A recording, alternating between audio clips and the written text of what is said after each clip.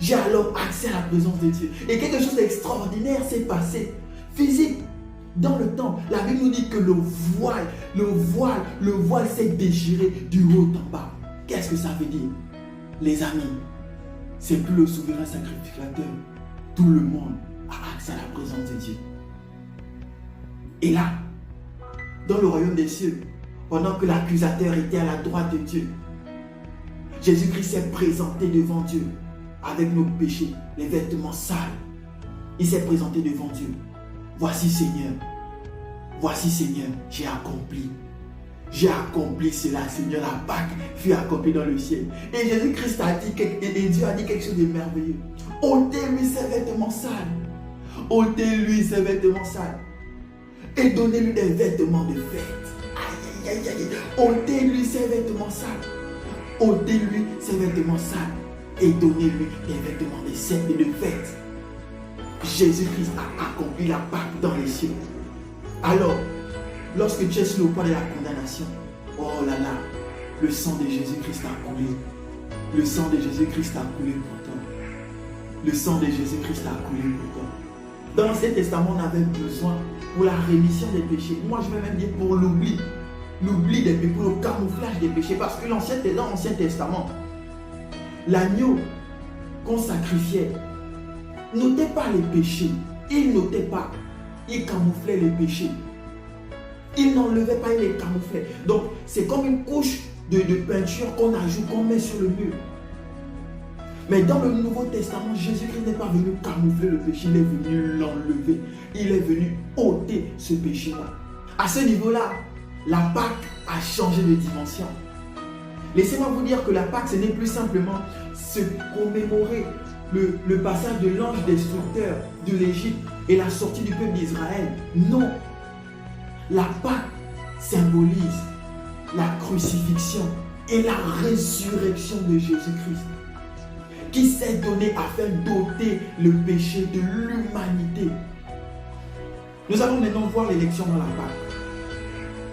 Parler ici d'élection revient à dire qui doit manger la Pâque, qui est apte à boire le sang et manger la chair du Seigneur. Et là, cela fait appel à deux dimensions. Il y a la dimension naturelle et la dimension hautement spirituelle de la Pâque. Dans la dimension naturelle de la Pâque, de savoir qui est habilité à manger le corps et boire le sang de Dieu. Je dirais tout le monde. Tout le monde est habilité à manger et boire le corps de Dieu dans la dimension naturelle de la Pâque. Tout le monde, tout le monde, tout le monde. Pourquoi? Parce que lorsqu'on reste dans la dimension naturelle, la Pâque n'est simplement qu'une simple commémoration du passage de l'ange destructeur en Égypte, une simple commémoration de la délivrance du peuple hébreu de la servitude. La Pâque devient une fête où l'on se rassemble religieusement, tous ensemble, et on fait une fête. Les amis, la Pâque, ce n'est pas un retrait de deuil où tu vas venir te commémorer. Oh, je me rappelle. La Pâque, ce n'est pas un retrait de deuil. La Pâque, ce n'est pas un retrait de deuil. Et là, la dimension naturelle, qu'est-ce que ça fait? Ça introduit quoi? La fausse doctrine. On ne connaît pas Dieu. Parce que si on reste à la dimension du passage de l'ange destructeur, où est la dimension de la rémission des péchés à l'intérieur? Il n'y a pas. La première Pâque n'a pas ôté le péché des Hébreux. Ça les a protégés. Pas ôté le péché, ça les a protégés. Leur pays était toujours pareil dans le péché. Ça les a protégés. Si on reste dans cette dimension, les amis, on n'a rien compris de la Pâque. Si on reste dans cette dimension, on est dans la fausse doctrine. Et là, je dis, pourquoi la fausse doctrine? Parce que regardez aujourd'hui comment la Pâque est célébrée. La Pâque est célébrée dans tout ce qui est de faux, dans toute la dimension de toute la fausseté possible. Qu'est-ce qui se passe? Depuis quand, dites-moi un peu, depuis quand dans la célébration de Pâques, dans la Bible même, il y a l'apparition des œufs de Pâques? Ça sort d'où? Le lapin de Pâques sort d'où? Où est la relation entre le lapin de Pâques et la mort et la résurrection de Jésus-Christ? Où est le rapport? On fait 40 jours de jeûne. 40 jours de jeûne, c'est où? C'est écrit où? Où est le passage dans la Bible où on a dit qu'avant la Pâque, il faut faire 40 jours de jeûne, le carême. Le carême, ça sort d'où? Les chants de Pâques, les poules de Pâques. Ça sort d'où? La fausse doctrine. Pourquoi? Parce qu'on fait ça religieusement. Et voilà, la fausse doctrine est rentrée dedans. La fausse doctrine est rentrée dedans.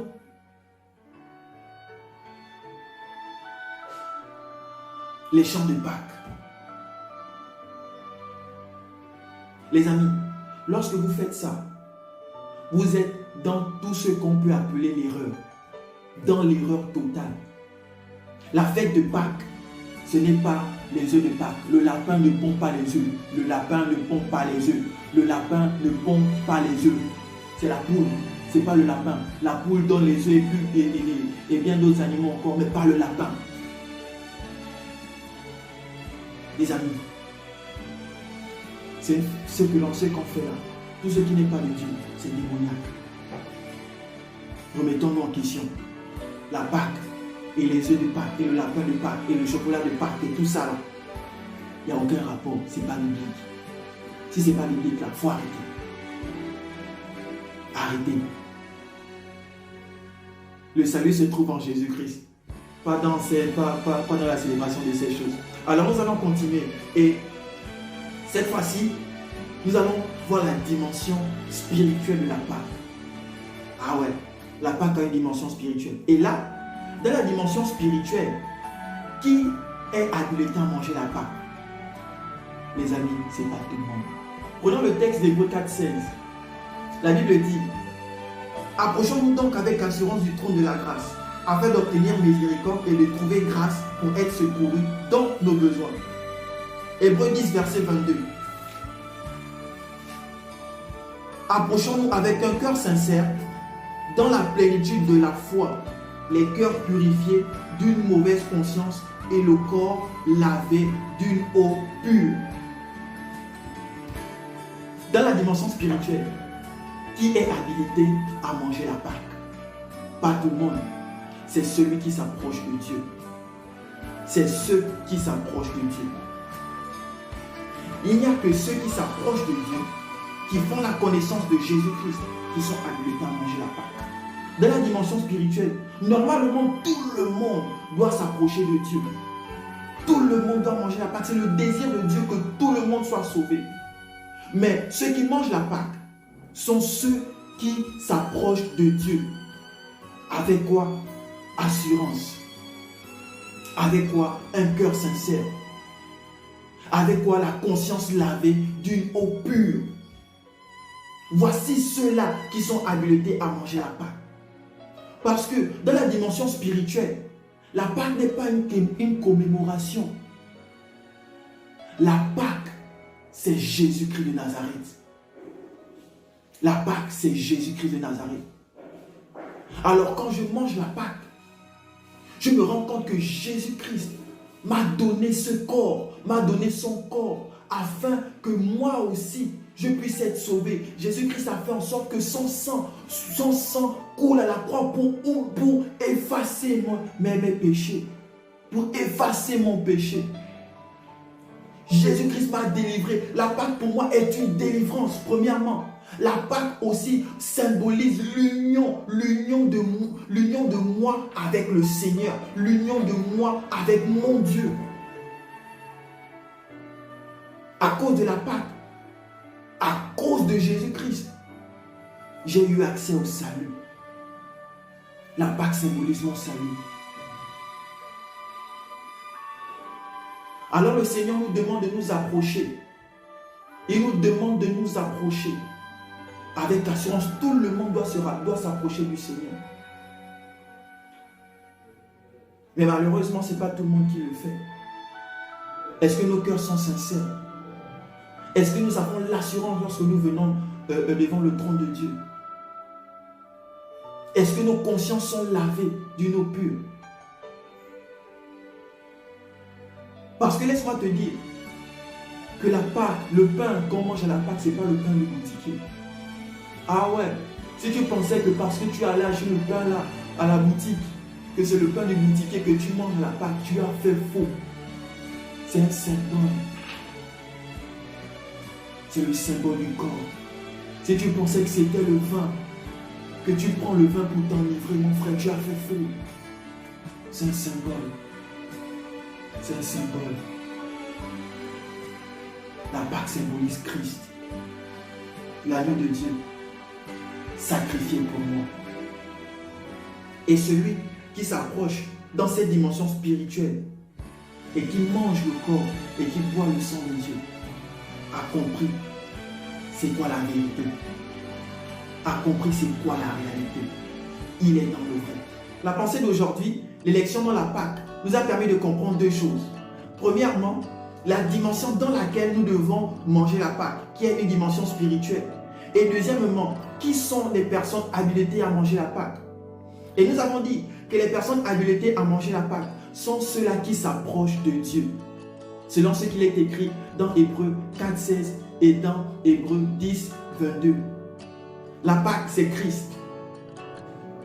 Et Jean-Baptiste l'a découvert car il a dit: voici l'agneau de Dieu qui ôte les péchés du monde. Lisons 1 Corinthiens 5, du verset 7 au verset 8.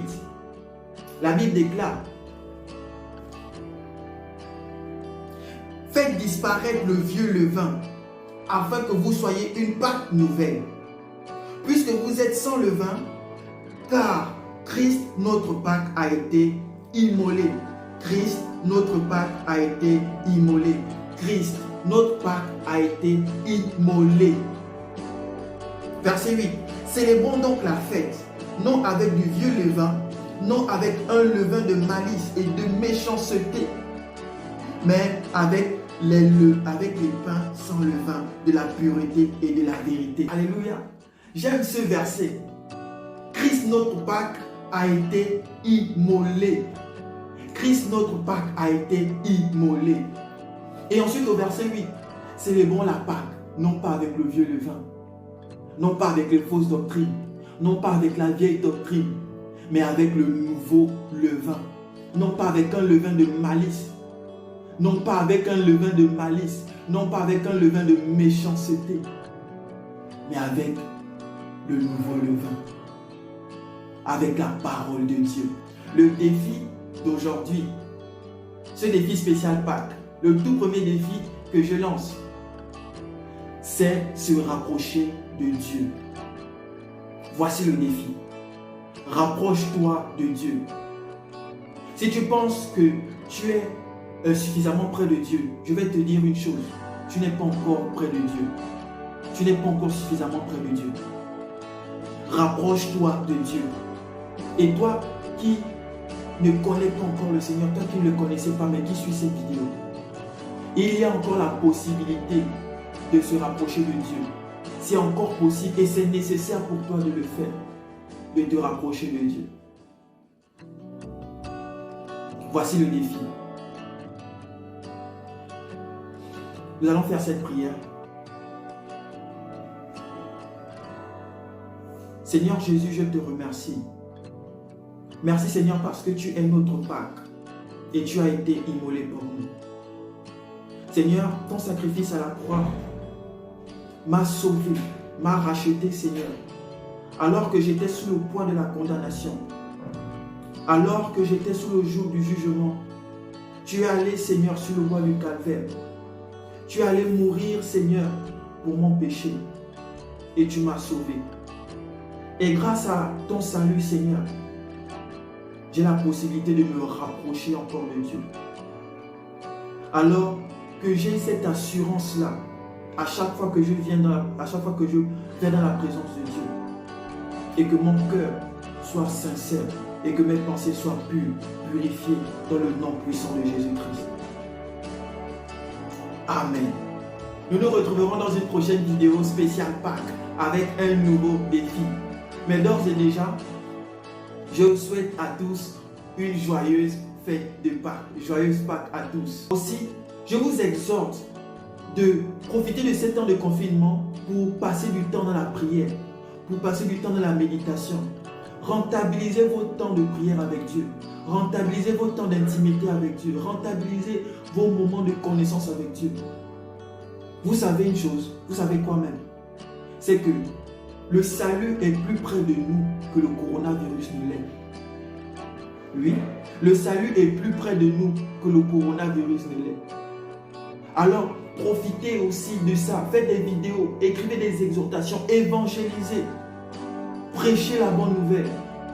Le Seigneur revient bientôt. Nous devons nous tenir prêts. Et nous devons apprendre à le connaître. Et je crois que ce confinement-là est un bon moment pour véritablement passer du temps avec Dieu. Que Dieu vous bénisse abondamment.